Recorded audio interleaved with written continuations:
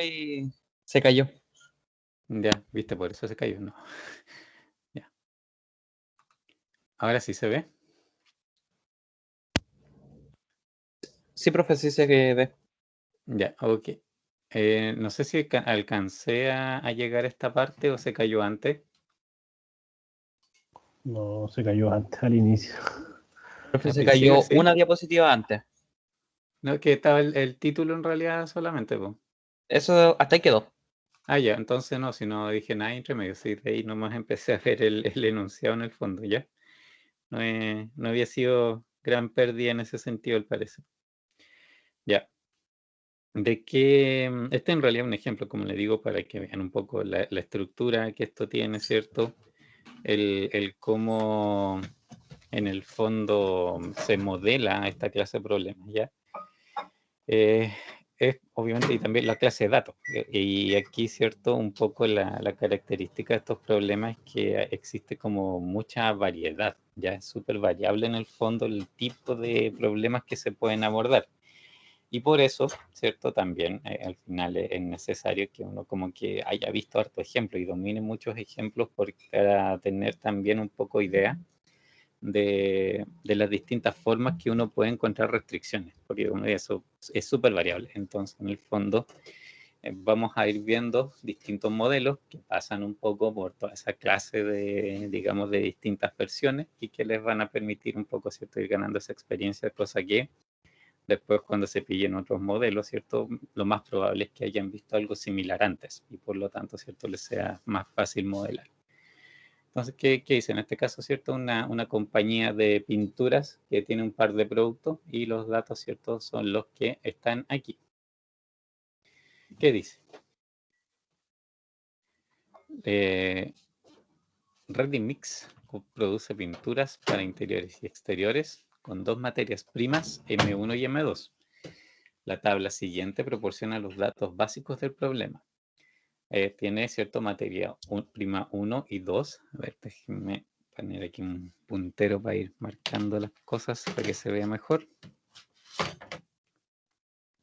Ah, pero debería ponerlo en pantalla completa partida, ¿cierto? Aquí, ¿cierto? Aquí tengo materia prima 1 y 2, ¿cierto? En cada fila. Y los datos que en este caso tengo, fíjense, dice toneladas de materia prima por tonelada de pintura para exteriores, que es un producto, ¿cierto?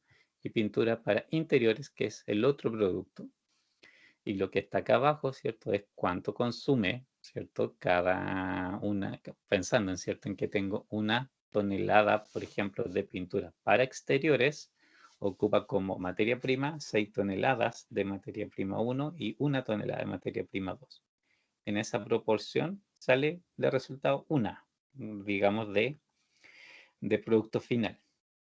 En el caso de la pintura para interiores, se ocupa 4 toneladas de la materia prima 1 y 2 de la materia prima 2, ¿cierto? Esto me entrega en total 1 tonelada en el fondo de pintura para interiores como producto final, ¿ya? Entonces esta parte de adentro lo que me dice es en el fondo consumo de materias primas, ¿ya? Y eso es como súper frecuente en esta clase de problemas, digamos que parte de las restricciones sea precisamente el uso de las materias primas, ¿de acuerdo? Y obviamente pueden ser distintas materias primas, como vamos a ver. O sea, aquí hay como 2 materias primas nomás, ¿cierto? Pero hay otras clases de problemas donde pueden ustedes encontrar muchas otras cosas, pero en relaciones similares, en el fondo, ¿cierto? Uso de recursos, de alguna manera, ¿cierto? Que están ahí, que uno tiene que respetar. O sea, y eso tiene que ver acá al final, ¿cierto? De cada fila, ¿cierto? Tengo la disponibilidad diaria máxima en toneladas de cada una de las dos materias primas. Eso también súper común en estos problemas. O sea, cualquier recurso, ¿cierto? Es obvio, ¿cierto? Súper natural que esté de alguna manera limitado, ¿cierto? Es muy difícil que ustedes vayan a tener un problema, digamos que, donde tengan infinitos recursos, ¿cierto? En general, uno tiene ciertas limitaciones en esos recursos y, por supuesto, que la solución que ustedes tengan debe respetar necesariamente, ¿cierto? Eso. en este caso, ¿cierto? Independiente de la solución que encuentre, no puede ocupar más de 24 toneladas de materia prima 1 ni más de 6 toneladas de la materia prima 2. Podría ocupar menos, por supuesto, ¿cierto? No es problema, puedo ocupar menos, pero no puedo ocupar más. Esa es la limitación, para ese lado. Otro dato que me dan, bastante frecuente, utilidad por tonelada. ¿Cuánto gano por cada una de ellas? Es súper común que en estos problemas también, ¿cierto? O hayan utilidades en el fondo, o hayan costos, ¿ya? De alguna manera, a veces las dos cosas, a veces solamente uno. Pero eso también indica, ¿cierto? Que como vamos a ver, estos problemas normalmente uno busca maximizarlos o minimizarlos. Por lo tanto, ¿cierto? En el fondo, la maximización era, o sea, es la que tiene que ver, ¿cierto? Sobre todo utilidades. Normalmente, ¿cierto? Cuando hay utilidades, bueno, eso casi siempre, ¿cierto? Se refiere a que tengo que maximizar. Y cuando tengo, digamos, costos, normalmente, ¿cierto? Lo que uno quiere es minimizar costos. Ahí depende. Sería raro una cosa contraria, eventualmente puede, por ahí, ¿cierto? Sí, sí existir, pero en general, ¿cierto? No es algo que se busque, ¿cierto? Normalmente. Y con eso, obviamente, bueno, vamos a ir a ver las ecuaciones, qué es lo que puedo formar con esto, en el fondo, que es al final, ¿cierto? El problema en sí, ¿cierto? El problema que tengo que optimizar. ¿Qué más dice abajo? Una encuesta de mercado indica que la demanda diaria de pintura para interiores no puede exceder la de pintura para exteriores en más de 1 tonelada. Eso, si se fijan, es una relación entre las mismas variables, ¿de acuerdo? Y eso también es algo que de alguna manera, ¿cierto?, aparece con cierta frecuencia en esta clase de problemas. No se ve, obviamente, son relaciones matemáticas, en el fondo, que uno tiene que, digamos, regular, ¿cierto? Obviamente a través de una ecuación debe asegurar, ¿cierto? Que esa ecuación, o sea, esa relación matemática se cumple en la solución final. Y eso en este caso no tiene que ver con recursos, pues a diferencia, ¿cierto? De lo otro que habíamos visto antes, aquí no hay particularmente una relación con recursos, sino que solamente una variable con respecto a la otra. Y ahí vamos a ver cómo se modela eso, porque me dice que la demanda diaria de pintura para interiores, que es un producto, no puede exceder la de pintura para exteriores en más de 1 tonelada. Y eso es como siempre se presta para polémica ese enunciado por la interpretación de quién es realmente el que puede ser mayor que el otro. Y eso pasa, son muchos problemas eventualmente. Ese tipo de discusiones al final se da, pues de cómo si estoy yo interpretando correctamente la restricción o no. ¿Qué más dice? Asimismo, que la demanda diaria de pintura para interiores es de 2 toneladas. Diaria máxima, obviamente podría ser menos, pero diaria máxima, ¿cierto? Hasta 2 toneladas. Readymix se propone determinar la mejor combinación óptima de pinturas para interiores y exteriores que maximice su utilidad, ¿cierto? Diaria total. Entonces, ¿qué hacen con esto? Si, por ejemplo, pensaran desde el punto de vista, literalmente desde las restricciones en el fondo, ¿qué cosa aquí sería una restricción? Donde yo tengo una limitación que no puedo pasarme, o sea, que tengo que respetar, que mi modelo debe de alguna manera incluir y respetar.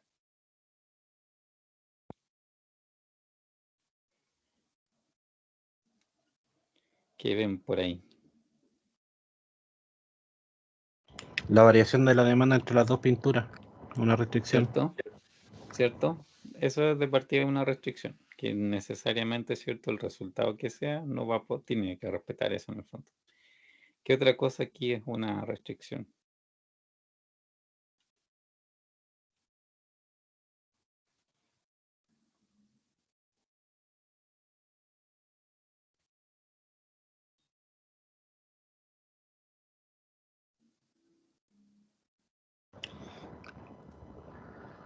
En la segunda igual es una restricción, me parece. ¿Cuál? A ver.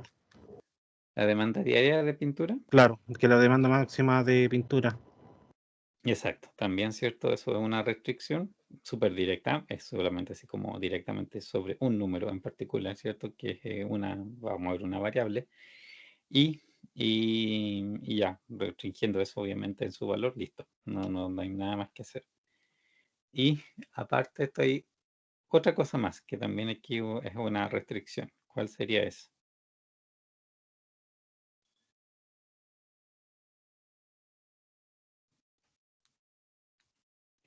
¿Cuál es la otra que hay? ¿Cómo se llama? El consumo de las materias. Exacto, ¿cierto? Las materias primas, que no puedo pasarme en el fondo de lo que ahí, ¿cierto? Me están en el fondo diciendo que tengo disponible, ¿cierto? Al final sí, el tema es ese, es lo que tengo disponible y no puedo, ¿cierto? Obviamente usar más que esa cantidad. Entonces claro, esas son las restricciones. Y aquí lo otro que hay adicional a eso es las utilidades, que no son una restricción, ¿cierto? En este caso, las utilidades son algo que yo en realidad quiero maximizar, que va a ser una resultante del uso de los demás recursos, ¿de acuerdo?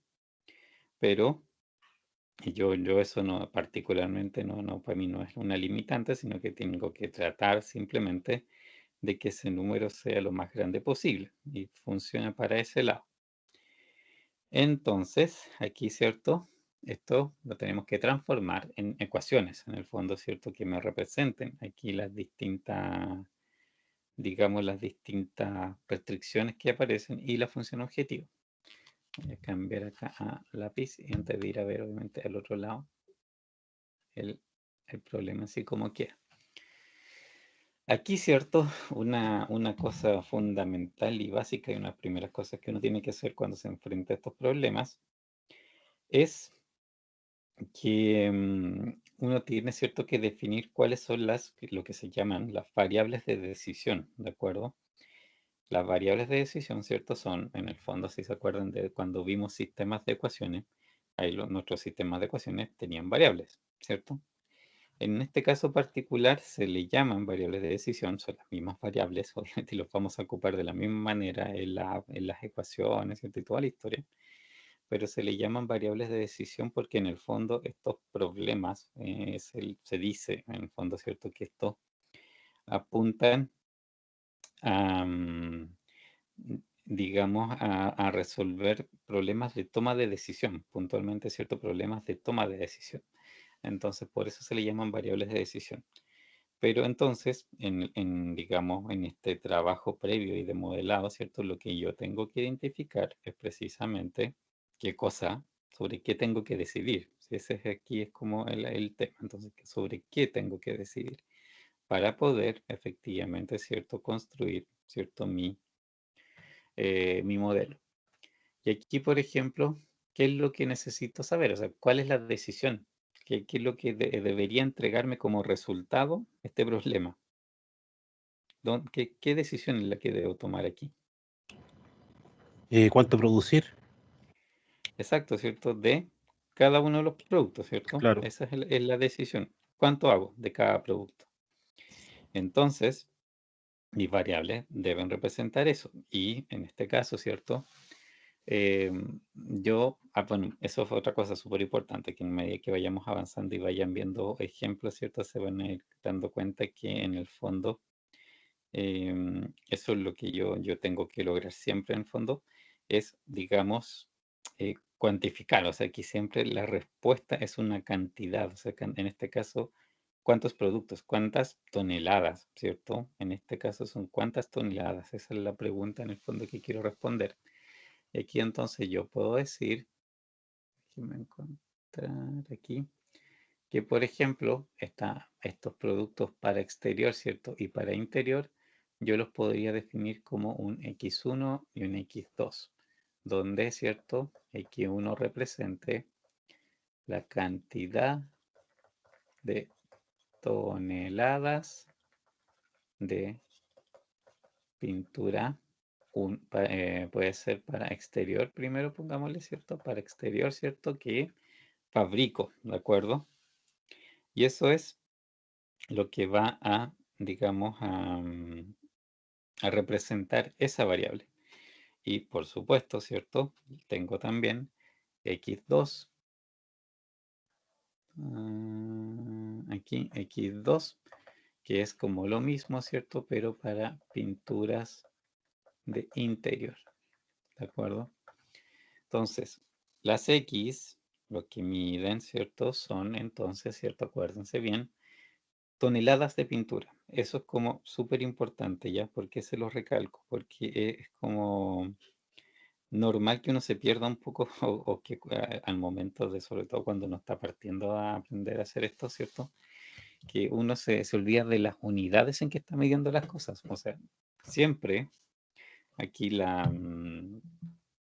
digamos, la solución, o sea, en el fondo lo que yo estoy buscando va a ser una cantidad de algo. Si eso es lo que hay que identificar claramente, es cantidad de qué es lo que quiero encontrar, ¿cierto? En este caso, como sea, es cantidad de pintura, cantidad de toneladas de pintura, ¿de acuerdo? Eso es lo que yo voy a buscar y lo que los números van a representar. Y de ahora en adelante, ¿cierto? Todo el trabajo en el fondo que uno hace es pensando, ¿cierto? En que estas variables, cada una de estas está en esa unidad.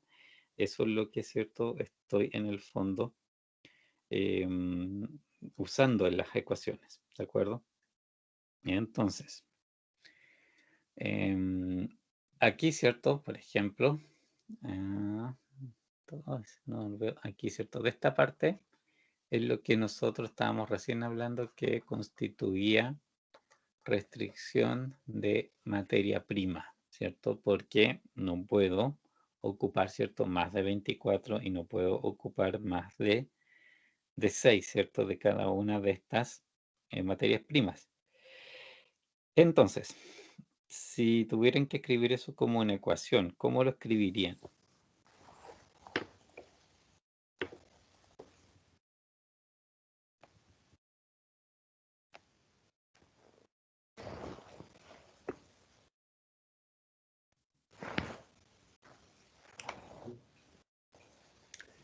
Aquí, por ejemplo, ¿cómo yo puedo escribir una ecuación que en este caso, por ejemplo, me asegure 6 que sería yo no me voy a X1. pasar? ¿Ya? Sería X1 igual a 6 más 1. No, a ver. A ver, una pista general. Casi siempre estas restricciones de materia prima o de algo por el estilo tiene, ¿cierto? Por ejemplo, por un lado la ecuación es cuánto Después uso se y eso, publica por en el diario oficial. ejemplo, es cuánto por el otro lado tengo, ¿ya? Entonces yo comparo lo que realmente uso con lo que tengo y eso es lo que uso no puede pasar de lo que tengo en el fondo. Entonces, para un lado, aquí uso las variables y acá normalmente esto sí es un número solamente, ¿cierto? Que es mi referencia. Entonces, la cuestión, ¿cómo escribo en términos con las variables que tengo, x1 y x2, el uso del material en el fondo?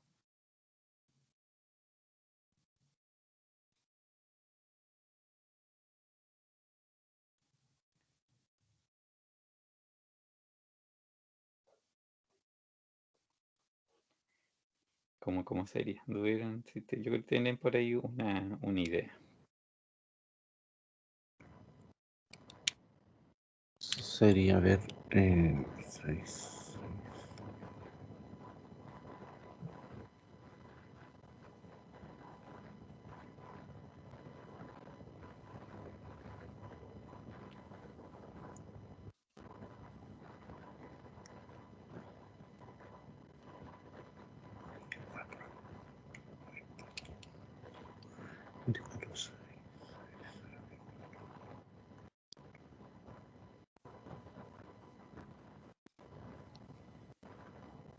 Vamos, si no estén buscando así con la quinta pata al gato, no es tan difícil.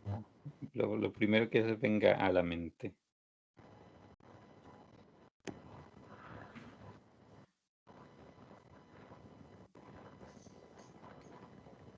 Porque, por ejemplo, ¿cierto? Lo que esta tabla, ¿cierto? Aquí me dice es, por ejemplo, que la pintura para exteriores ocupa, ¿cierto? Por cada tonelada resultante, ocupa, ¿cierto? 6 toneladas de la primera materia prima y una de la otra, ¿cierto? Eso es lo que dice. Entonces, donde yo tengo, ¿cierto? La cantidad de producto final, donde tengo ese número en mis ecuaciones, o sea, dentro de todo lo que tengo aquí, ¿dónde está el número de la cantidad final, digamos, que hago de esa pintura en particular? En el X1. ¿Cierto? X1 refleja eso. Entonces, por Sí. ejemplo, si X1 es 1, entonces yo habré ocupado, ¿cierto? 6 toneladas de la materia prima 1 y una de la 2. Si X1 es 2, ¿cierto? Entonces ocupé 12 de la materia prima 1, ¿cierto? Y 2 de la 2, ¿ya? Entonces, si eso lo quisiera escribir de manera generalizada, ¿cómo lo escribo?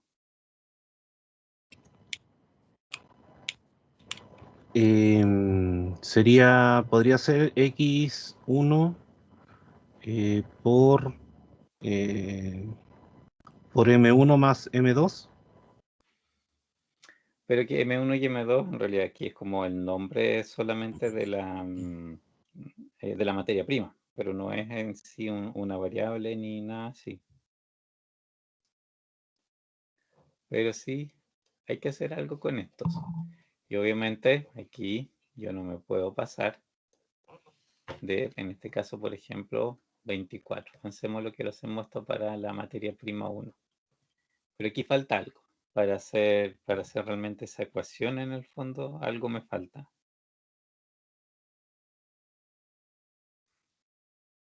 X1, X1 Pero por algo, por algo. por 6, Exacto, ¿cierto? Si es el coeficiente en el X1 por fondo. 6. Sí. Siempre se escribe en realidad al revés. Primero el coeficiente. 6x1 o más.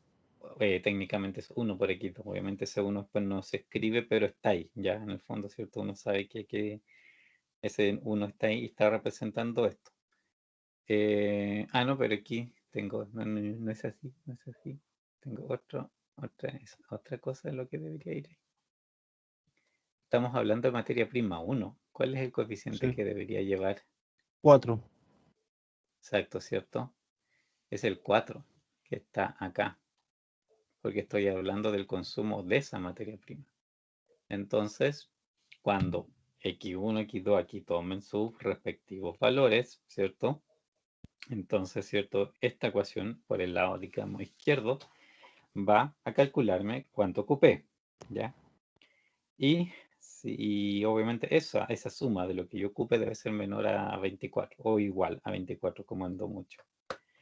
Puede ser menos, por eso en este caso, ¿cierto? Yo les mencionaba que lo que se usa son desigualdades, porque aquí no existe ninguna obligación ni ningún drama con no ocupar todo un recurso. Obviamente, en una situación, en una empresa, ¿cierto? Obviamente, es como para cuestionarse, ¿para qué tengo tanto entonces, ¿cierto? Y obviamente uno va a revisar qué productos al final les sobraron y por qué les sobraron. Em, pero, ¿cierto? Más allá de eso, en el fondo no tiene por qué necesariamente, ¿cierto? Ocuparse todo siempre. Y de hecho, por la combinación de uso y de las cosas, en el fondo, es muy raro, ¿cierto? Que yo en realidad como siempre ocupe todo. Es difícil que calce, que todo, siempre ocupe todo, ¿de acuerdo? Y eso es con respecto a M1. Con respecto a M2, ¿cierto? La segunda materia prima, ¿cómo Sería lo sería la mismo, ecuación? similar. Sería similar, ¿Cierto? sería X1 más 2X2 sería igual a o menor a 6. Exacto, ¿cierto? En este caso va a ser X1 por el 1, que obviamente no se ve, 2X2 menor o igual a 6. Esas serían las restricciones que lo que representan es el uso de la materia prima. Esta otra es fácil de ver también, que la demanda máxima diaria de pintura para interiores sea a lo más 2 toneladas. Entonces, ¿Cómo es esa restricción? Es bien directa, es bien simple. X2 igual o menor a 2. ¿Cierto? Es directamente así. Listo. Con eso basta, ¿cierto? Y ya no va a pasar en el fondo el número que yo estoy aquí diciendo que no pasa. Y esta ya es un poco más peleada. Siempre aquí es difícil imaginarse así buenas a primera cuál es la relación que hay de la cual estoy hablando. Porque, fíjense, dice, ¿cierto? Una encuesta en mercado indica que la demanda diaria de pintura para interiores no puede exceder la de pintura para exteriores en más de 1 tonelada. Entonces, de partida aquí siempre es bueno poner X1, X2. ¿Cuál es la que no puede ser mayor?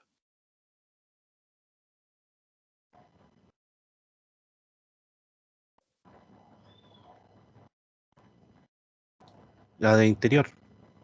¿Ya? Y ahí la primera, el sentido, por ejemplo, tendría que poner un menor igual o un mayor igual. Em,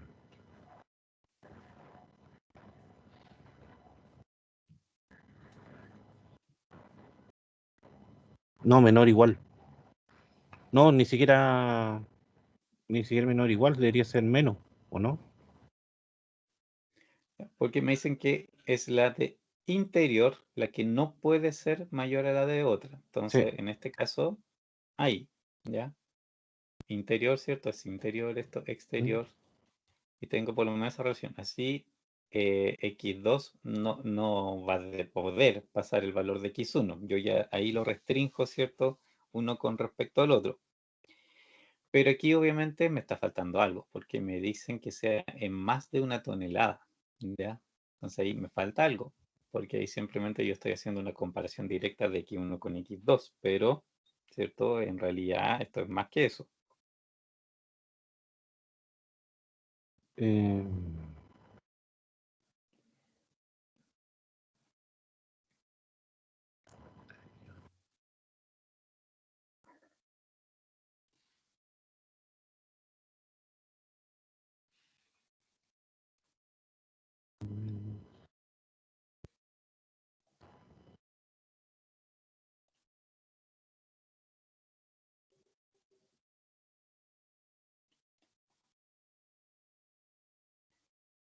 Donde hay que, en el fondo, ¿cierto? Tengo que agregarle ahí un 1. El tema es para dónde agrego ese 1.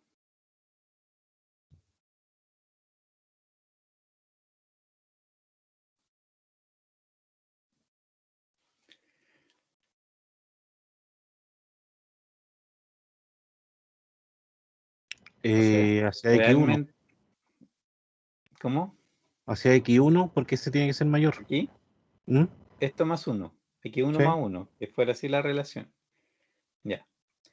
De hecho, realmente ahí dice que X2 no puede ser mayor a X1 o sí puede ser mayor que X1.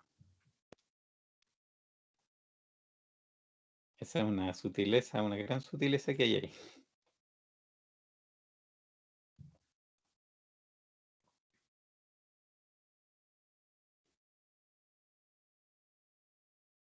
X1 más 1 tiene que ser mayor o igual a X2. Pero en realidad, fíjense que dice que la pintura para interiores, de hecho, puede ser más que la pintura para exteriores, no es problema. Lo que pasa que ese más no puede ser más allá de 1. ¿Se fijan? Es como un truco en el fondo, hay un poco de cómo está escrito, ¿cierto? Eso es lo que ahí confunde un poco, porque en realidad, ¿cierto? Sí puede ser más. Lo que pasa es que ese más no puede ir más allá de 1. Entonces, ahí hay ciertos donde precisamente tengo que pensar dónde pongo el 1 para que eso se cumpla. Por ejemplo, si X2 fuera 5 y X1 es 4, ok, X2 es más que X1, sí, pero ¿cuánto más? Es en 1. 1. ¿Está cumpliendo con lo que dice ahí arriba? Sí. ¿cierto? Porque efectivamente, aunque sea mayor, no es más mayor, digamos, que, que ese límite que está ahí, ¿cierto? Que es 1, ¿cierto? Puede ser mayor, pero hasta 1 solamente. Entonces, para que yo esto lo iguale y efectivamente pueda hacer una comparación como es debido, ¿cierto? Tengo que agregar un 1 a algún lado. Por ejemplo, si x2 en vez de 5 fuera 6, ¿ahí se cumple la relación? Claro que no. Ahí no. Y ahí la ecuación también debe fallar, obviamente. En ese sentido, ¿cierto? Debe fallar. Que si ustedes ven esta relación que está escrita aquí, en el fondo, ¿cierto? No se cumpliría tampoco. X2, 6, no es, digamos, menor que, digamos, 4 más 1, que sería 5. Entonces, efectivamente, y O sea, tampoco se sería cumpliría. X1 sería mayor o igual a X2 más 1. No, pero aquí como está ya lo cumple. Aquí ya lo Ay, cumples. En el fondo, el que es más chico lo ayudas a llegar al nivel del otro. En el fondo, de esa manera ay. aquí queda efectivamente bien escrito. Pero ese tipo de cosas, por ejemplo, vamos a ir viendo que eso es lo que hay que pensar bien. Ahí es donde hay que leer bien el enunciado, ¿cierto? Para no arrebatarse y terminar, ¿cierto? Escribiendo la relación contraria en el fondo. Por eso también en general igual es bueno ir revisando siempre los resultados, o sea, ir a ver que los resultados efectivamente sean como uno lo espera que sean, o sea, que efectivamente cumplan con las cosas que uno desde el texto lee que debería uno estar cumpliendo. Y bueno, este mismo, pero falta una cosa, la función objetivo. ¿Qué es lo que tengo que maximizar? ¿Cuál es la forma, la figura, la ecuación que yo tengo que maximizar? La utilidad. ¿Sí? ¿Y cómo escribo eso?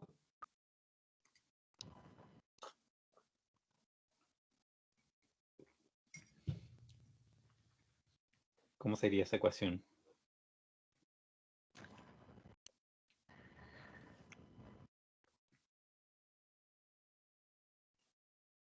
em,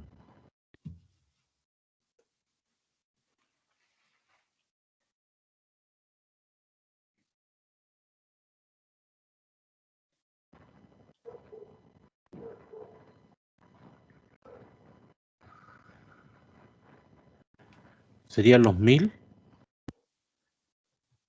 ¿De qué mil hablas? De la utilidad. ¿Ya? No, Ya, pero ¿te parece? esto está en miles, eso es lo que está diciendo, son 5.000 y son 4.000. ¿Mm? Eso se refiere a los miles que están ahí. Ah, ok.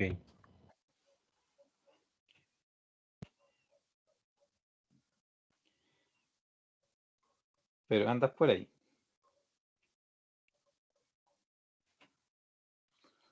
Sí, obviamente tiene que ver con esto, en el fondo. Porque también la Sí. función objetivo, ¿cierto? Aquí, bueno, llamémosle, que de ahí vamos a ver como por costumbre histórica, siempre se le dice que esto es z, z es igual. Y ahí, de ahí la función objetivo. En este caso, maximizar, porque es maximizar utilidades.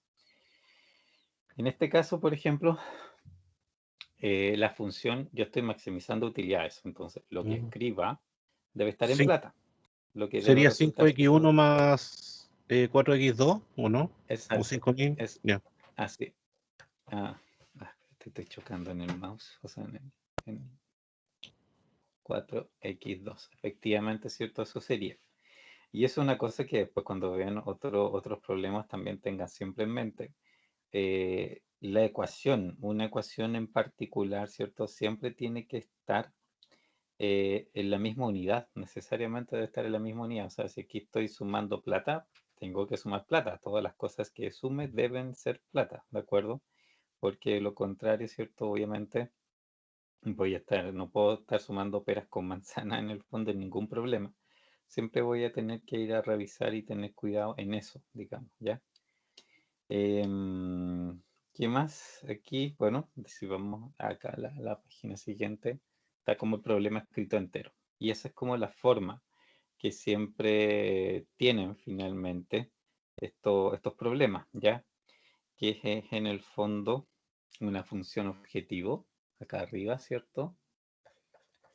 Que como les digo, es maximizar o minimizar. Va a ser alguna de las dos cosas siempre. que sea maximizar o minimizar, obviamente, siempre hay alguna pista dentro de los datos que se dan, obviamente, que les dice que si ustedes, obviamente, quieren maximizar o minimizar, como les digo, por la naturaleza del problema, como que uno se va a dar cuenta de qué es lo que estoy buscando.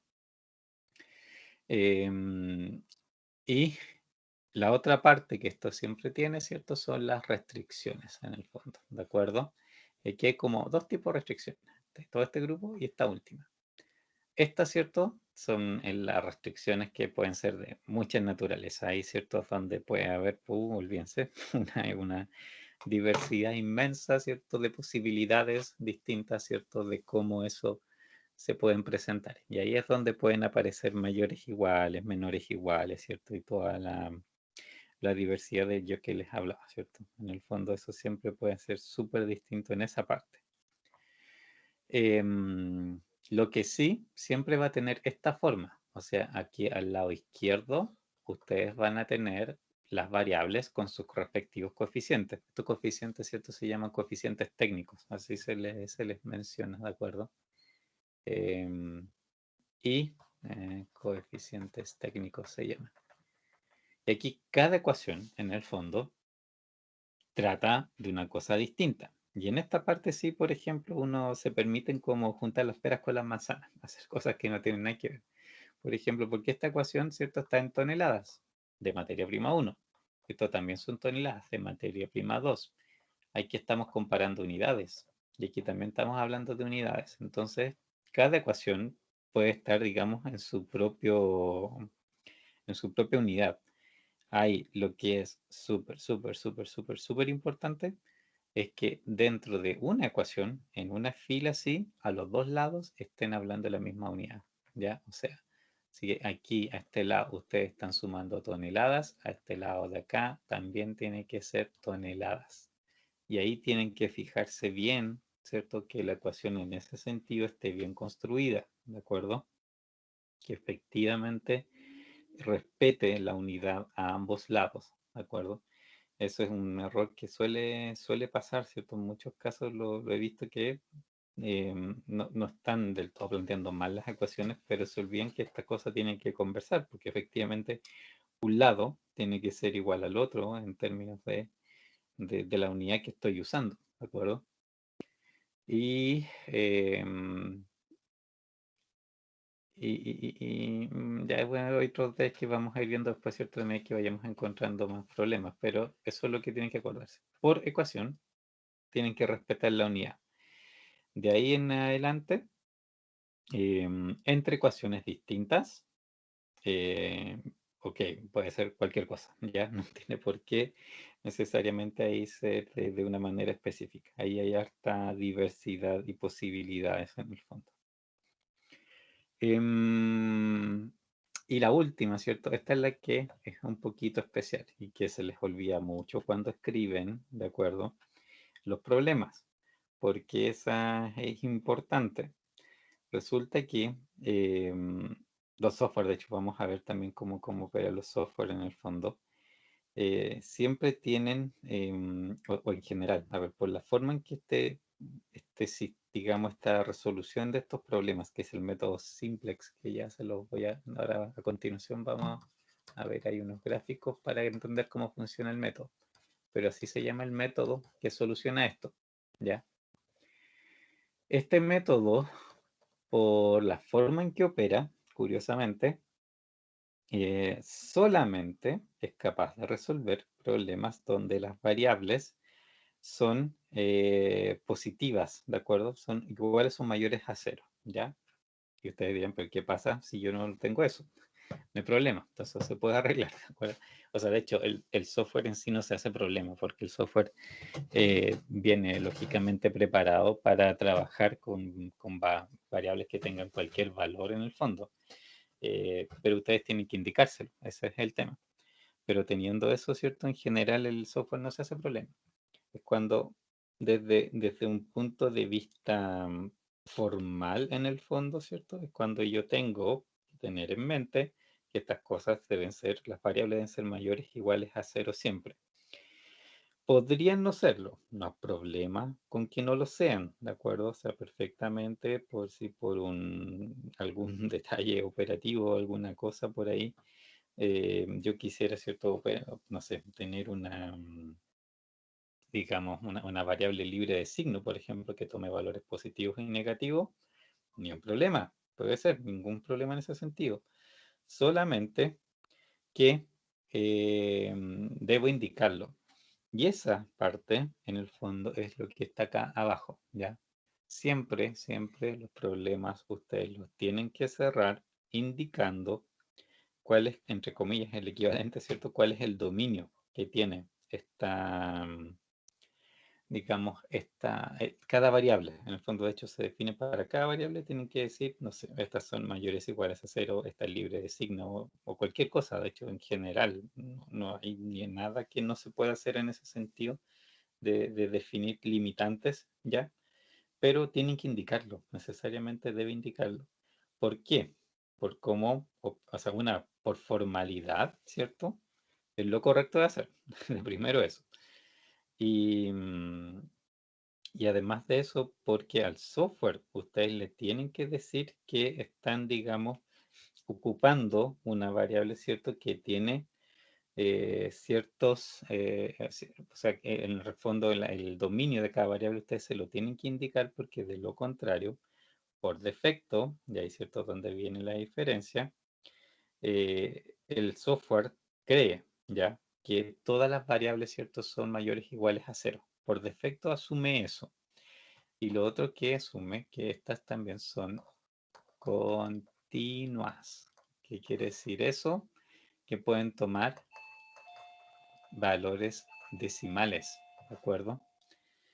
Y eso, por supuesto, en muchas situaciones no es realista, ¿de acuerdo? Por ejemplo, si ustedes tienen, no sé, su solución, ¿cierto? Se mide en cantidad de personas, perfecto, ¿ya? Puede, por ejemplo, ser una solución decirle que necesitan una persona, dos personas, qué sé yo. Pero si las variables son continuas y pueden tomar decimales, por ejemplo, la solución les puede decir que necesitan 1,7 personas, ¿ya? ¿Ok? Y eso, en términos, digamos, de la solución, puede estar correcto como puede no estar correcto. Ahí es donde obviamente ustedes tienen que ver si es relevante o no que sea continua, o sea, que se pueda dejar como continua, o si bien yo necesito hacer una corrección, ¿cierto? Y dejarla efectivamente, por ejemplo, como una variable entera, que también existe y ya en su momento vamos a hablar de eso. En este caso, ¿cierto? Son toneladas de pintura y yo eventualmente podría hacer quizás 1,5 toneladas de algo y no es problema, ¿cierto? Perfectamente puedo aquí usar decimales, así que pueden ser continuas.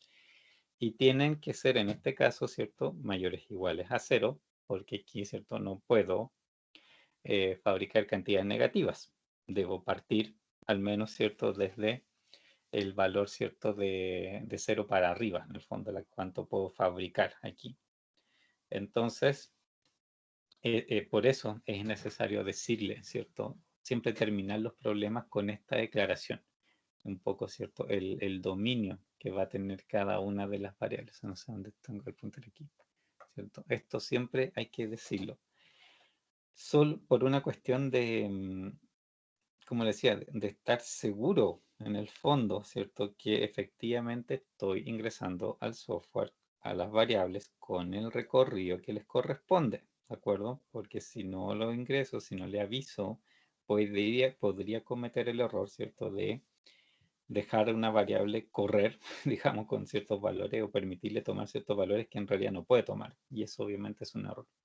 O bien al revés, pues que también es malo, ¿cierto? Hacer que la variable impedirle tomar ciertos valores que sí puede tomar. Y eso, casi seguro, ¿cierto? Les va a producir que en realidad ustedes van a tener una solución menos óptima de la que corresponde, ¿de acuerdo? Es un poco como estructura, lo que el problema debe tener. ¿Dudas? ¿Cómo va por ahora la cosa? ¿Se entiende o no se entiende?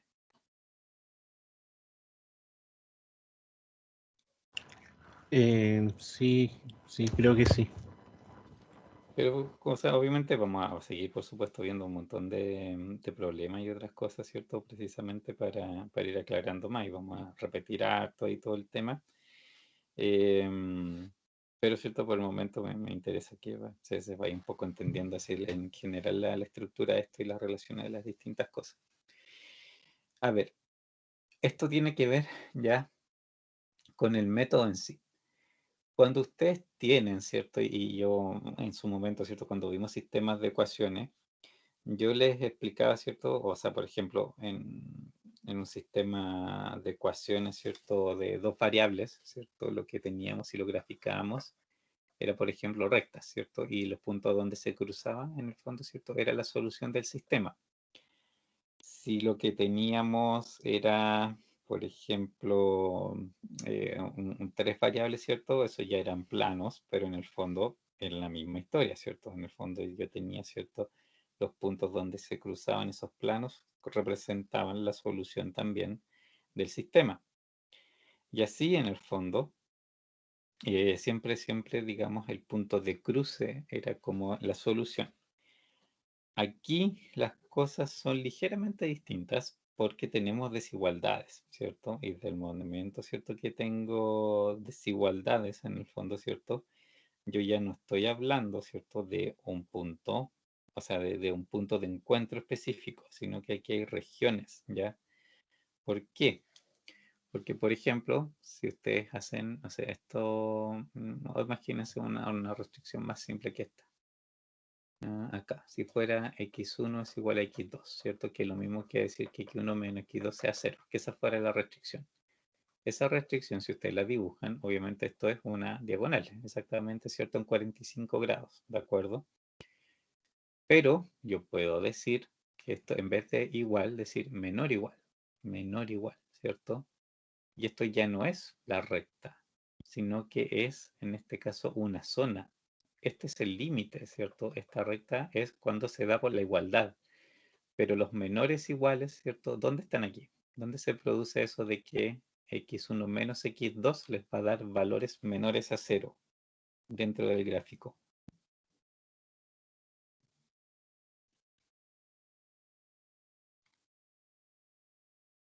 No va a dar. ¿Cómo? Que sea menor que cero, no debería dar. ¿Por qué no?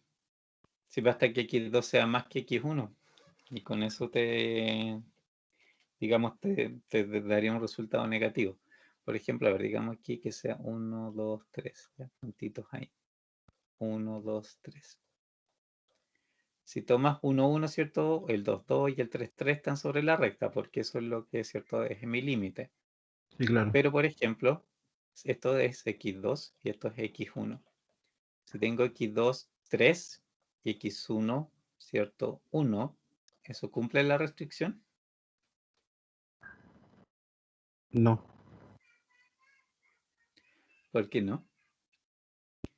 Me dice Eh, x1 es 1 sí, que menos 1. x2, 3, me da, ¿cierto? Menos 2 y eso sí es menor a 0, que es lo que me está diciendo la restricción. Entonces, en este caso, ¿cierto?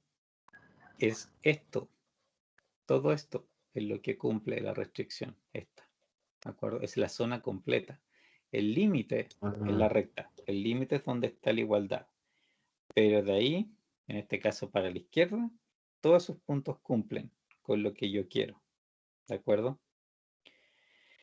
Entonces, aquí obviamente, esto dependiendo, ¿cierto? Si mis restricciones, ¿cierto? Son de distinta naturaleza, como si algunas son mayores iguales, otras menores iguales, otras van a ser por igualdad. Entonces ahí tengo una ensalada bastante grande en el fondo de posibilidades, ¿cierto? De lo que esto puede hacer.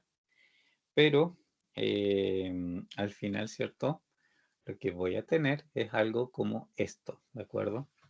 Aquí, de hecho, están todas las restricciones. Los números, fíjense, se numeraron. 1, 2, 3, 4, 5, 6, 7, hasta las 6, perdón. Y aquí, ¿cierto? Están las rectas. Lo que representan aquí son estas mismas ecuaciones, pero por igualdad.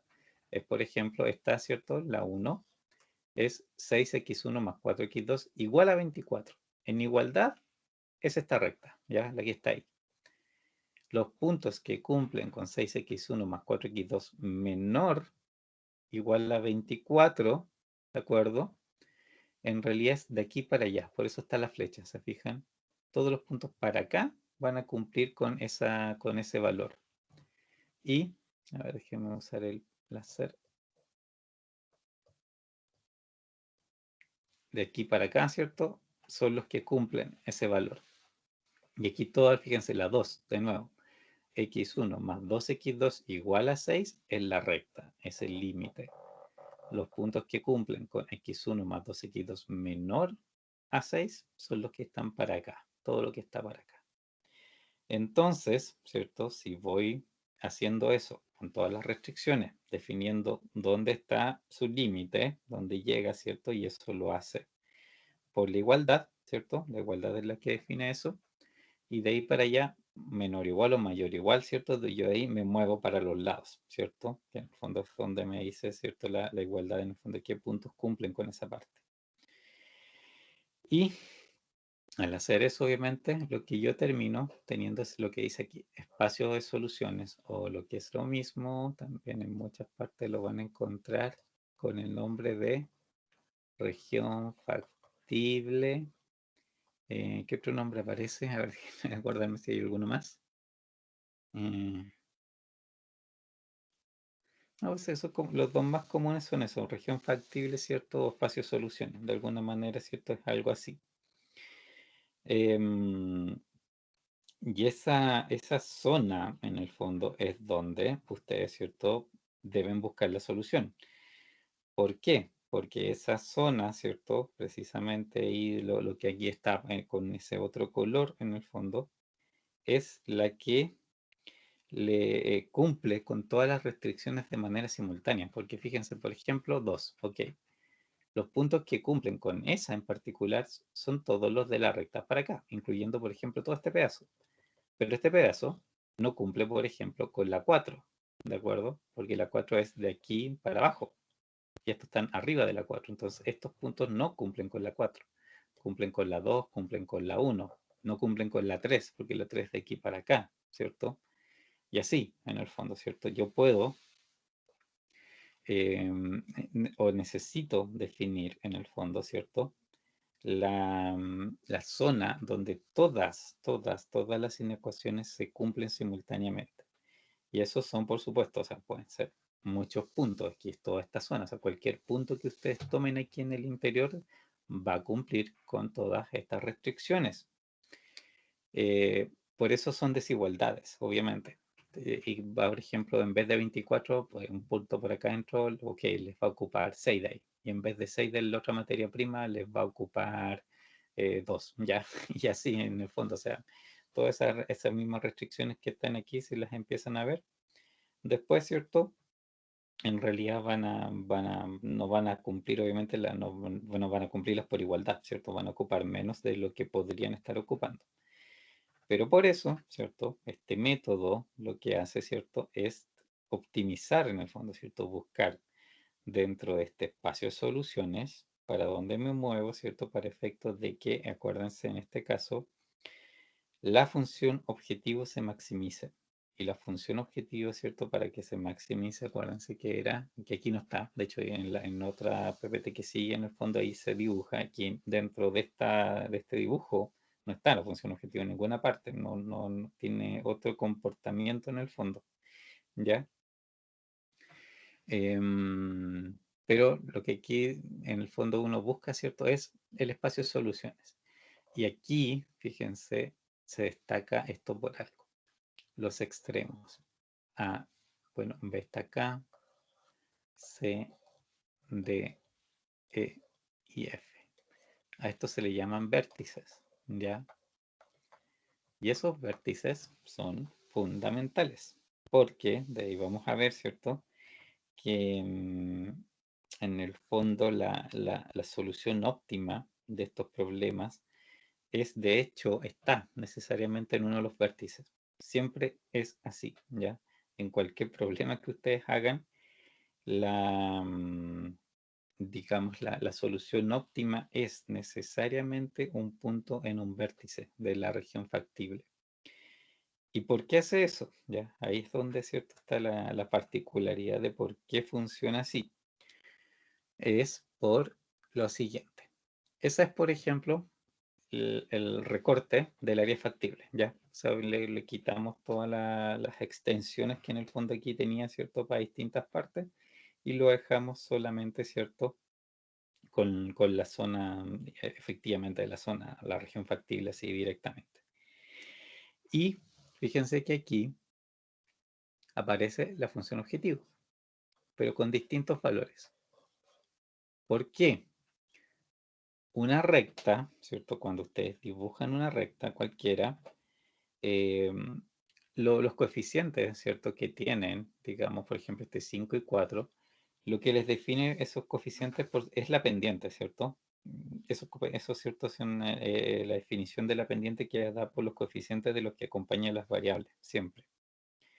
Pero aparte de eso, ¿cierto?, hay lo que se llama, ¿cierto?, un coeficiente de posición, en el fondo, que se llama, ¿cierto?, que es la que ubica, por ejemplo, a ver, si hay aquí un dibujito, si ustedes tienen, por ejemplo, una recta así, esto es porque, por ejemplo, tiene, no sé, es x2 es igual a x1 más b, ¿ya? Este b es el que hace que esté ahí.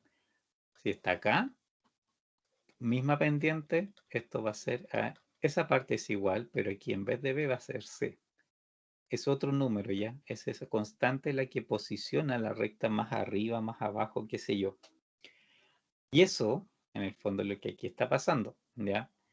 Pero con la diferencia que en vez de ser una constante, lo que aquí tienen, ¿cierto?, son los valores de la función objetivo. Y si ustedes empiezan a hacer esa prueba, progresivamente, ¿cierto?, por ejemplo, van a encontrar que hay un momento en que pasa esto, ¿cierto? Fíjense en este Z21, esta última. Toca la región factible solo aquí. En los otros la atraviesa, que obviamente atraviesa por muchos puntos en el fondo, que cualquier punto, por ejemplo, aquí de la primera, espera, que no veo dónde está mi puntero. Aquí, ¿cierto? Por ejemplo, cualquier punto que ustedes vayan tomando de aquí adentro, todos esos puntos que están sobre esa rayita, como resultado les van a dar, por ejemplo, 10, Z10, y van a cumplir con las restricciones también, solo que no es el óptimo, no es lo mejor, digamos, que este modelo podría darles.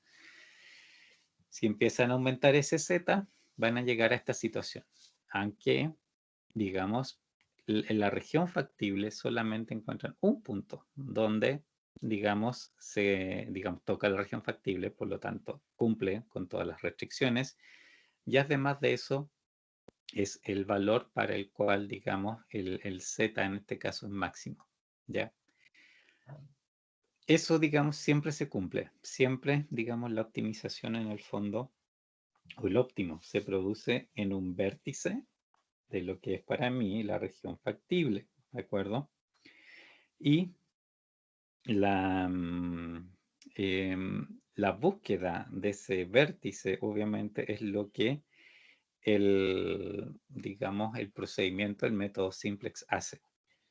No lo vamos a ver nosotros mucho más, ¿no? Pues que por ahí quizás le muestre cuando mucho un ejemplo de cómo opera el método simplex, ¿cierto? Pero es literalmente resolución de ecuaciones, digamos, porque la resolución de ecuaciones, si ustedes empiezan a ver, digamos, por ejemplo, partir del punto cero, aquí, ¿cierto?, es una solución del sistema. ¿Se acuerdan que uno en Gauss-Jordan va pasando, ¿cierto?, de un sistema de ecuaciones a otro, que en el fondo las transformaciones que yo voy haciendo, ¿cierto?, es pasar de un sistema de ecuaciones a otro. Y en este caso, por ejemplo, esa es la solución de un sistema. Yo aplico Gauss-Jordan, la iteración que sigue, por ejemplo, me va a dejar aquí. Y yo vuelvo a transformar mi sistema, hago otra iteración y, por ejemplo, me va a dejar aquí. Y cuando me deje ahí, ¿cierto?, el método simplex lo que hace es darse cuenta que llegó a un punto donde ya no puede mejorar, donde no, aunque mire hacia los lados donde ir, en el fondo, cualquier punto donde pudiera moverse desde aquí, ¿cierto?, en el fondo sería peor y por lo tanto no no va a moverse y les va a avisar que llegaron al óptimo, porque no tiene dónde mejorar. Y la gracia, en el fondo, es que también este, digamos, método se da cuenta, y por la forma también en que se busca, digamos, les asegura que cuando llegan, digamos, cuando llegan a un óptimo, ¿cierto? Efectivamente es el óptimo del problema global, que no es que no llega por error en el fondo, o sea, efectivamente si llega ahí es porque es el óptimo y no van a encontrar una solución mejor, ¿de acuerdo? ¿Se entiende un poco cómo opera? Sí, se va entendiendo, bro. ¿Ya? Ahora, esto, como digo, es como parte de la base teórica de esto, en términos prácticos ustedes no van a tener mucho que aplicar en el fondo el tema, pero importante sí que sepan que funciona así, porque, bueno, esto tiene de ahí, en la medida que vayamos viendo más problemas en el fondo, ¿cierto? Se van a ir dando cuenta también que hay algunos detallitos en el fondo que sí, de esto de la parte teórica, que me conviene saber para interpretar correctamente los resultados y algunos números, ¿cierto? Que los software entregan, ¿ya? Pero en principio es esto, eso es lo que hace en el fondo, lo que hacen las restricciones, definir, ¿cierto? La región donde puedo buscar y la función objetivo, ¿cierto? Y el método de optimización lo que busca es esto, donde me posiciono para lograr ese único punto, ¿cierto? Que maximiza la utilidad. A ver, aquí un poquito de temas, o sea, un poco teóricos en el fondo, ¿cierto? Cosas que hay que considerar y también varios tips en el fondo, un poco para enfrentar estos problemas también, ¿ya? Porque ahora probablemente muchas de estas cosas que les voy a decir no les van a hacer mucho sentido porque no hemos visto nada de problemas, entonces obviamente son cosas que en la medida que uno va viendo más ejemplos, ¿cierto? Van apareciendo, van teniendo más sentido. Pero se los dejo aquí por lo mismo, para que cuando después vayan en el fondo avanzando y viendo más ejemplos, pueden retroceder a este par de PPTs que vienen, esta y la siguiente, donde hay como harta información clave de estos problemas, ¿ya? Y que siempre ahí tienen que un poco tener en mente. Primero, ¿cierto? Estos modelos de programación lineal, ¿cierto? La estructura básica es función objetivo, que es la que guía la resolución del problema, ¿cierto? Y que se puede maximizar o minimizar más un conjunto, ¿cierto? De restricciones, ¿ya? Todas las ecuaciones deben ser lineales, como les decía, o sea, no pueden existir variables que estén elevadas a un exponente ni multiplicadas entre sí. Acuérdense súper bien de eso, ¿de acuerdo? ¿Por qué? Porque se los digo e insisto. Porque de repente, ¿cierto? Pues las evaluaciones falta, ¿no? Alguien se equivoca y de repente, pucha, interpretó una ecuación de tal manera que multiplicó dos variables. Y eso no se puede hacer, ¿de acuerdo? No hay nada, no pueden haber multiplicaciones entre variables ni elevarlas a nada. Son lineales, siempre son lineales. La otra cosa, ¿cierto? Es que lo que les decía, las variables son tratadas como continuas, o sea, pueden tomar valores decimales, ¿de acuerdo? Y si no pueden ser tratadas con valores decimales, ya no es un problema de programación lineal, ya se pasa a llamarlo un problema de programación entera. Y los problemas de programación entera, en apariencia, si ustedes ven las ecuaciones y toda esa formulación, es lo mismo, ya, o sea, no va a cambiar la forma en que yo construyo las ecuaciones y nada por el estilo. El método de solución es distinto, ¿ya? Por ejemplo, ahí se utiliza un algoritmo que se llama Branch and Bound, ¿de acuerdo? Pues una de las tantas que el más tradicional que se ocupa es ese. Pero para ustedes eso es como transparente, porque en el fondo los meten al software y al software lo que le tienen que decir, estas variables son enteras, pero ustedes le tienen que avisar. Si no les dicen al software, lo va a creer que son continuas y las va a tratar como continuas. Si le dicen que son enteras, ok, aplica los algoritmos que corresponden, ¿cierto?, a variables enteras y punto. En un problema, las variables pueden ser tanto enteras como continuas. No hay ningún problema que estén mezcladas, pero les tienen que decir cuáles son cuáles y perfecto. El software va a aplicar lo que debe aplicar, ¿cierto?, para resolverlo. Y lo otro que dice aquí, ¿cierto? Que eventualmente pasa, ¿cierto? Que em, en la realidad, digamos, si ustedes fueran, no sé, en sentido estricto, una variable debería ser entera. Por ejemplo, no sé, pues, están viendo cuánta cantidad de mesas van a fabricar en algún lado. Perfecto. Y el resultado les da 5.708,2 mesas. Ok, perfecto, ¿cierto? Entonces, no, pero el resultado está malo porque es como 2. En realidad, al nivel de 7.800 mesas, una más, una menos, en términos de impacto del problema y la optimización es casi insignificante. Hacen el 0,2 no lo toman en cuenta, hacen la cantidad inferior y punto, ¿de acuerdo? Y no va a cambiar en gran medida, ¿cierto? Todos los cálculos que hicieron. Así que en esos casos, sí, obviamente es importante. O sea, la relajación se puede aplicar y no hay problema con eso, ¿de acuerdo? Perfectamente el resultado es válido, ¿cierto? Y no hay nada de qué problema, digamos, no hay por qué hacerse problema. Lo que sí, hay otras situaciones, particularmente, ¿cierto? Donde sí hace diferencia, lógicamente, el que sea entera o no sea entera. Por ejemplo, si estás viendo cantidad de buses a mandar para mover a cierta cantidad de personas. Ok, perfecto, ¿cierto? Pero, ¿cierto? Si la solución te dice manda 1,5 buses, es como raro, ¿cierto? Entonces, ¿cuánto mando? Pues 1 o 2. En realidad, ¿cierto? Eso es más 2 que 1. Pero, ¿cierto? La solución en ese caso fraccional no te sirve mucho porque las cantidades son de tal manera en el fondo que debe necesariamente ser o 1 o 2 o algo así, pero no puede, ¿cierto?, ser una cosa media híbrida. Los decimales no tienen mucho sentido. Y ahí es donde, por ejemplo, importa realmente, ¿cierto?, que las variables ustedes las consideren enteras y las traten como enteras, ¿de acuerdo? ¿Qué más? Existen, de hecho, otros tipos de variables adicionales, por ejemplo, las binarias. Y las binarias son literalmente variables que pueden tomar solamente valor 0 o 1, ¿ya?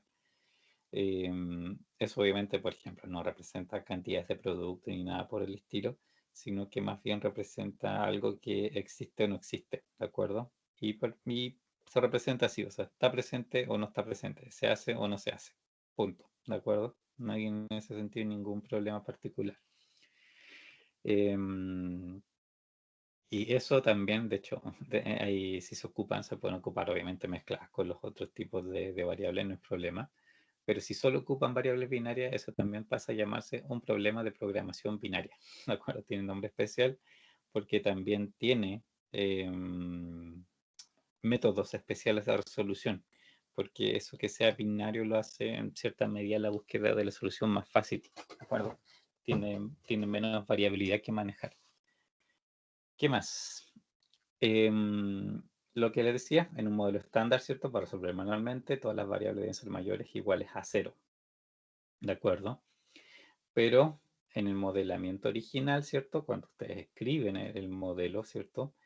Deben tener en cuenta, ¿cierto? Que, o sea, deben indicar los valores de las variables como realmente son. Y no hay problema, o sea, la variable debe tener el signo que debe tener y el recorrido en el fondo, ¿cierto? De números que debe correr, que le corresponde por el problema, y punto.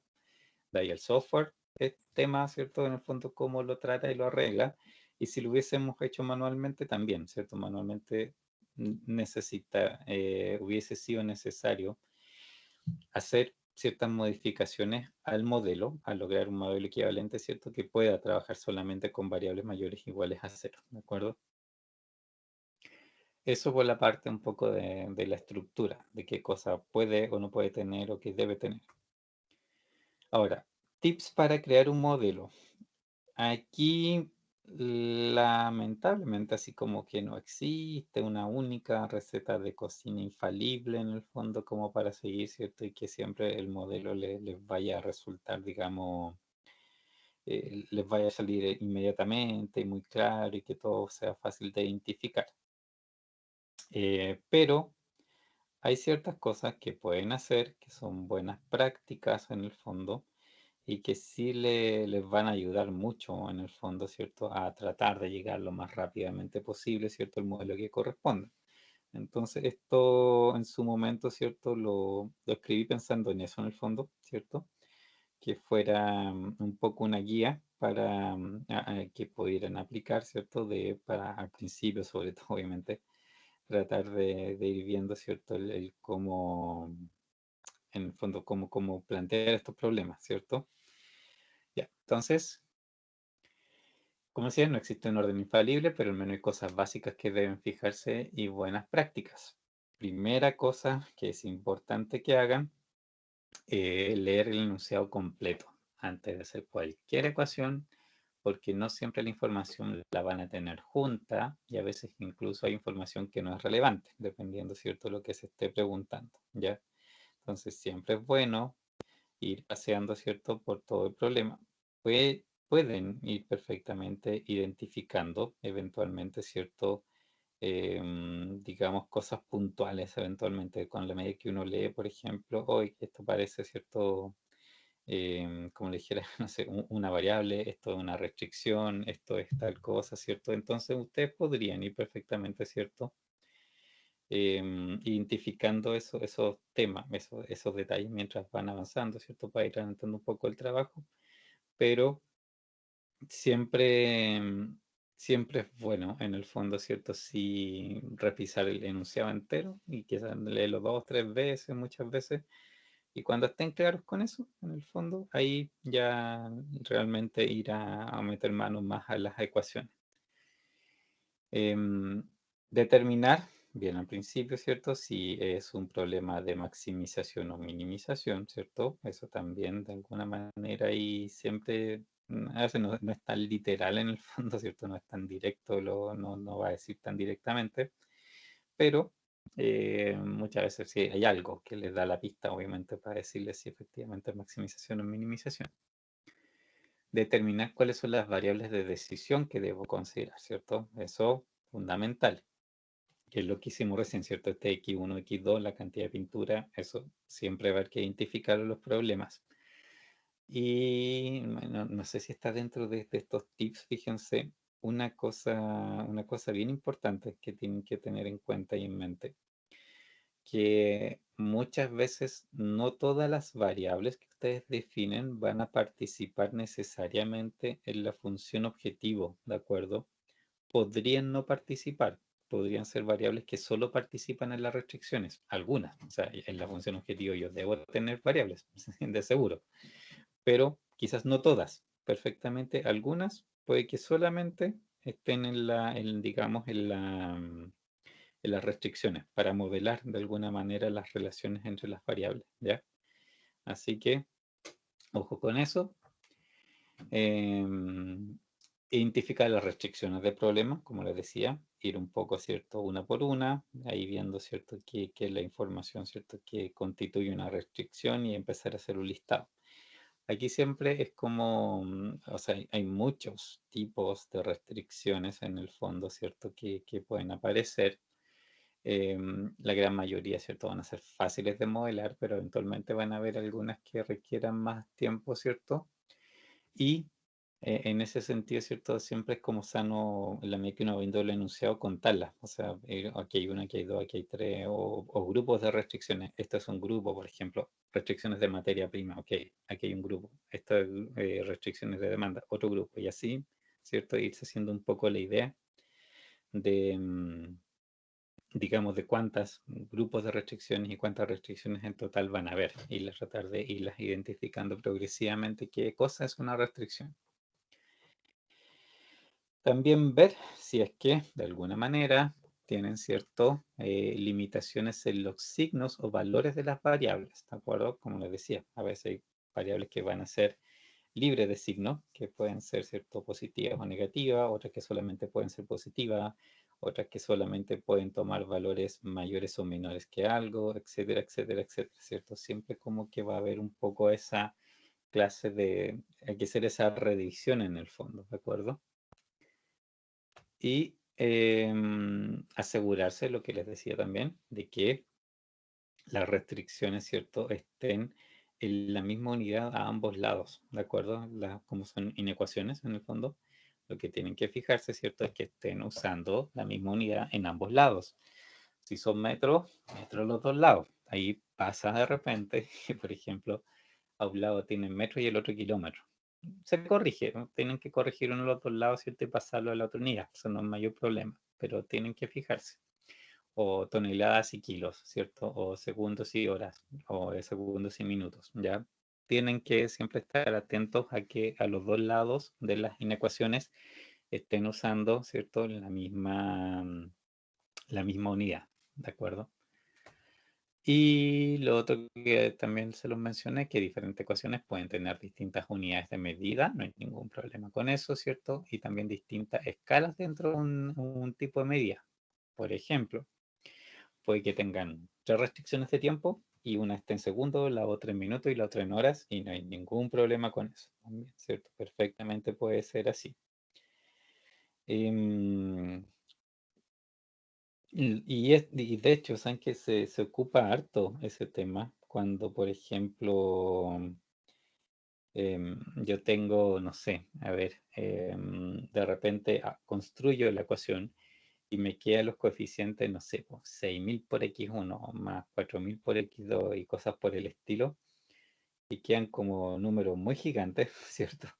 En ese caso, fíjense que uno podría perfectamente, ¿cierto?, simplificar, ¿ya? Y, y no sé, y dividir toda la ecuación por 1.000. Y ni un problema. O sea, matemáticamente pasa un poco lo mismo, ¿cierto?, que hacíamos cuando hacíamos Gauss-Jordan, en el fondo, que ustedes perfectamente, ¿cierto?, pueden amplificar o simplificar una ecuación, ¿cierto? Y la relación matemática se mantiene. Entonces, al final, ¿cierto?, eso igual les va a llevar a la misma solución que necesitan que les lleve, ¿cierto? Y no hay ningún problema, ¿cierto?, con esa clase de modificaciones matemáticas, digamos, dentro de lo que son estos problemas. Es práctico, de hecho, normalmente es bien útil hacerlo porque de esa manera, ¿cierto?, ustedes trabajan con números que resultan más manejables en el fondo, ¿cierto?, que son más amables para hacer los cálculos y también de visualización. Sí, muchas veces también es un tema de visualización que sea correcta, ¿cierto?, en el fondo. Por eso, en el fondo, ¿cierto?, ustedes pueden necesitar amplificar o simplificar. Ya, dudas, consultas. No, profe. Por mi parte, ¿No? Ya. ¿Alguien más? ¿Alguna consulta?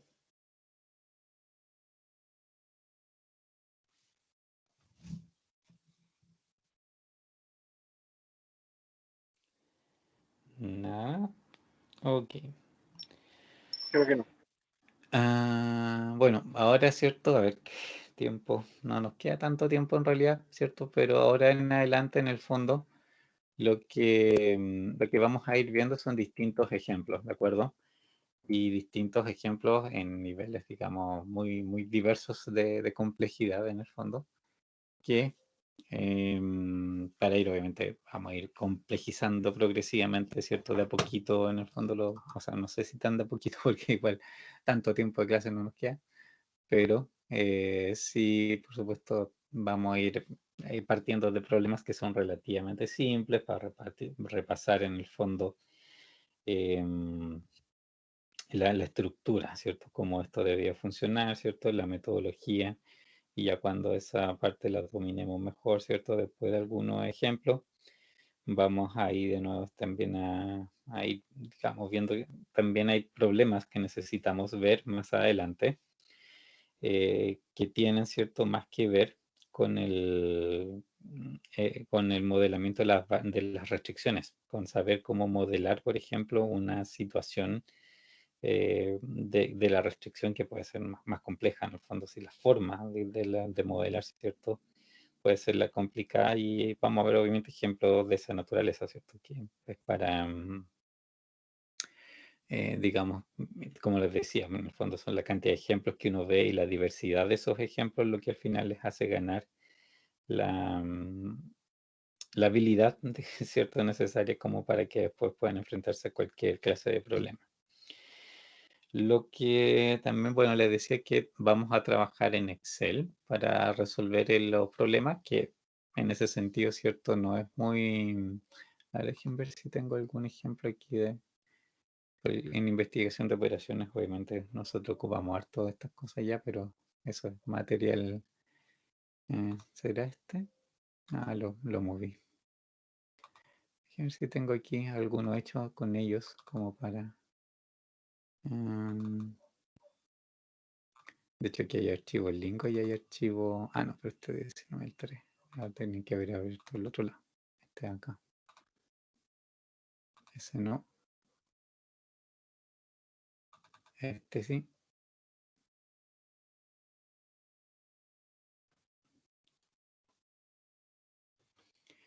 Ya.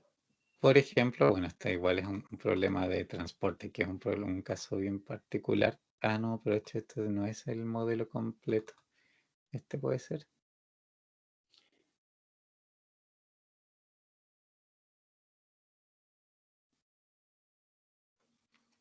Este sí, por ejemplo. Ah, pero acá está. Aquí está. Esta cosa rara que ven aquí. Bueno, después en el próximo curso lo vamos a ver. Pero en el fondo tiene, y es un problema que se resolvió con Solver, ¿cierto? Pero es un problema, ¿cierto? De programación lineal en el fondo. Que como ven, ¿cierto? Que bueno, están los coeficientes de la función objetivo, los valores de las variables, la función objetivo en sí, el valor que tomó, y todo esto que ven acá abajo, esta tabla, son las restricciones, ¿ya? Cómo se escribe las restricciones, en este caso son restricciones de una estructura súper específica, por eso tienen esta forma. Normalmente, ¿cierto? No es mucho en el fondo, o uno no ve, digamos, los problemas con esta clase de estructura, ¿cierto? Habitualmente. Pero es algo similar a esto. Y, a ver, este por ejemplo. Esto es Lingo, lo que les voy a mostrar ahora. Este, por ejemplo, un problema en Lingo, ¿de acuerdo? Que también tiene función objetiva en la parte de arriba y estas son las restricciones. ¿Ya? A eso vamos a llegar dentro de poco, ¿cierto? Vamos a estar trabajando con eso, pero para allá vamos en el fondo. Eso es lo que les quería en realidad mostrar por ahora. Así que eso, no sé si hay consultas, dudas, y ya mañana, ¿cierto? Obviamente seguiríamos con el ejemplo más básico y ya usando el software en el fondo para también aprender a usarlo para resolver estos problemas. ¿Dudas? Profe, el software consultas? ¿ya lo debemos empezar a bajar o lo bajamos más adelante? Lo podrías bajar si quieres, pero también, o sea, mañana yo creo que vamos a trabajar con Excel más con Lingo y quizás de la otra semana con Lingo, pero el Lingo es súper, súper liviano. De hecho, la página en la PPT, ¿cierto? Que le subí del programa, ahí decía, es Lindo Systems la página. O si buscas en Google directamente Lingo Software, te va a llevar a la página. ¿Ya? Es un software súper liviano, estéticamente muy fome también. Es como el bloc de notas, una cuestión que tiene como un menú súper chico, pero en términos de cálculo bien poderoso en realidad. Pero cosa tuya, o sea, ya puede que, no sé, puede que mañana alcancemos a usar Lingo también. Yo encuentro bien poco probable en realidad, pero si alcanzamos, obviamente, también va a ser un primer ejemplo. Va a ser simplemente ver en el fondo un poco como lo que les decía recién, o sea, como la sintaxis, ¿cierto? Cómo lo ejecuto, cómo grabo, en el fondo cosas muy, muy sencillas por ahora. Y la otra semana quizá ya vamos a estar más de cabeza metidos realmente en el tema. ¿Ya?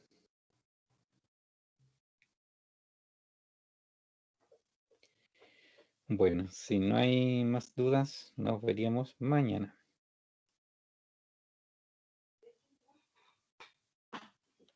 ¿Ok?